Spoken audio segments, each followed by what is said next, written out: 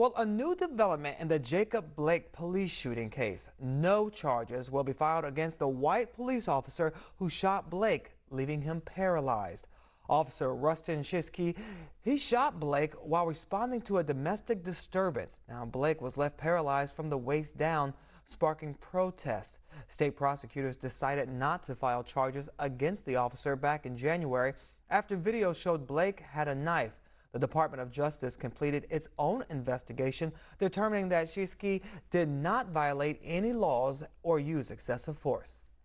Well, a new poll is revealing that a good chunk of Trump supporters are concerned about anti-white discrimination and the fate of Christianity. Now, the poll is by the Project Home Fire and the University of Virginia Center for Politics. It found that 52% of Trump supporters say that they are worried about discrimination against white people increasing in the next few years. 84% say that they agree with that statement. 61% strongly agree with Christianity being under attack in America, and 84% somewhat agree. Now, in other news, a Texas school district is tightening library restrictions after complaints emerge about an anti-racist book. The Carroll Independent School District is making teachers remove books from the classroom that don't follow the current rubric.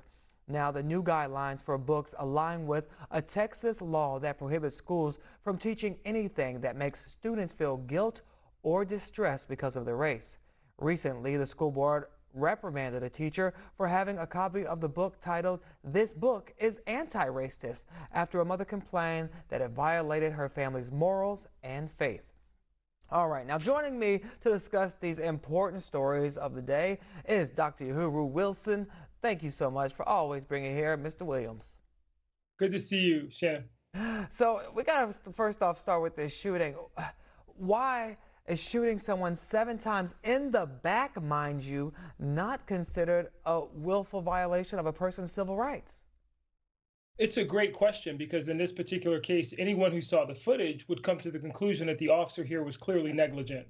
What the Justice Department has decided in this case is that there's no evidence of willful action on the part of Officer Shishki in this particular case. And they're saying that now the metric is not going to be what we've been accustomed to, like trusting our eyes. It's going to be whether they can determine if there was fear, mistrust, negligence. Those aren't going to be the metrics. That's a little scary going forward because typically African Americans and those people of color have really relied on federal civil rights violations to get justice in many cases. If the federal Justice Department is going to look at this in this regard, that's really concerning to people of color and particularly to those who try to win justice for people like Jacob Blake.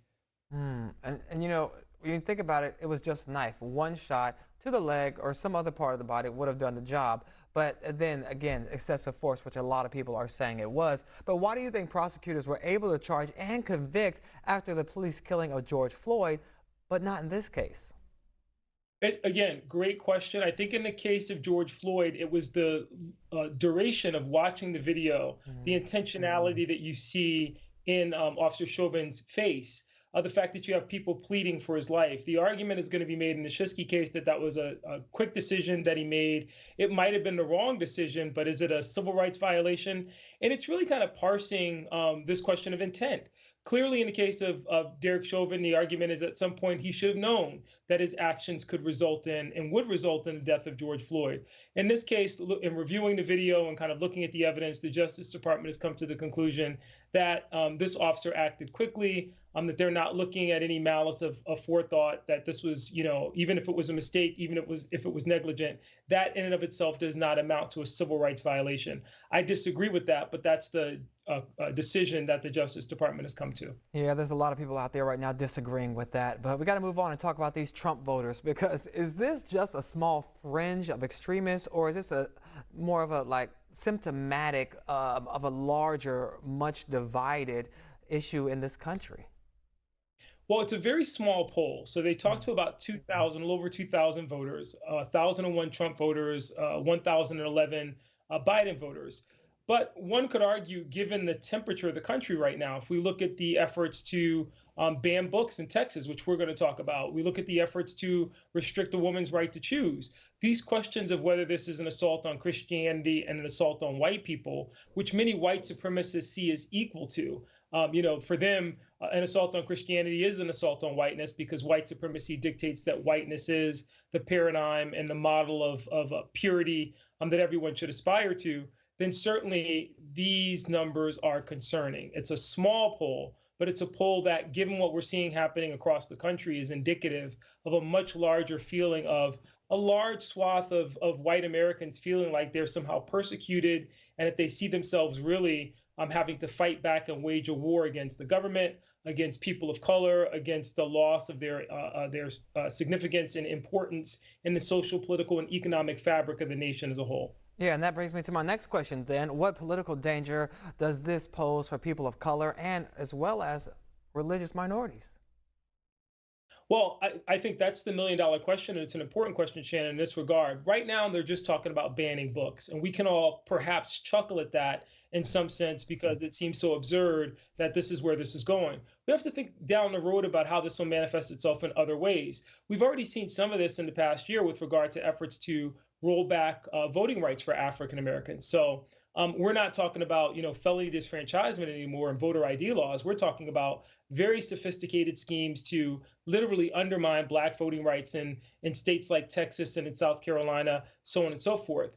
Now we look at the banning of the books. How else could this manifest itself in ways that could be detrimental to communities of color, particularly African Americans? We need to be asking those questions now because it's really only a matter of time.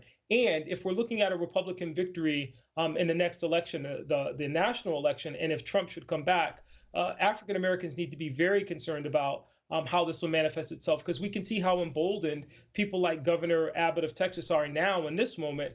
How much more cavalier will they become should they get another victory and another shot at the White House? And speaking of these books, you got to break this down a little bit more for us and help us understand. The book is titled, "This Book is Anti-Racist." And so it started this big debate in South Lake, Texas. I mean, it's been described as a clear guidebook for how to stop racism. Why would anyone object to that?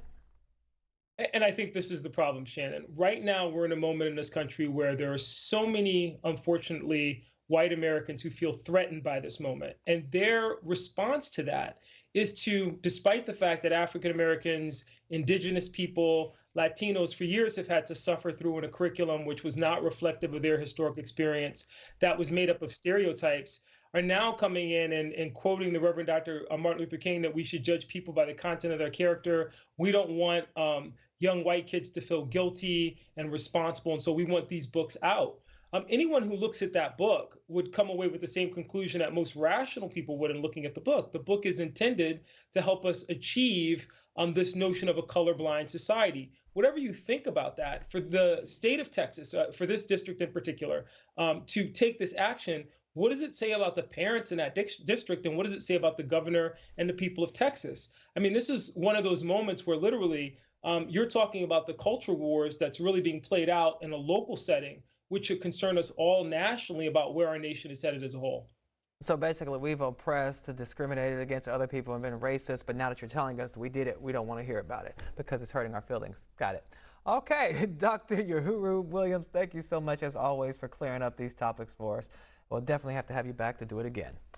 All right, and be sure to join this conversation. We want to hear from you, so head over to our BNC Instagram and Twitter pages and let us know how you feel. And also visit our website, bnc.tv, and subscribe to our YouTube page to check out clips from the show.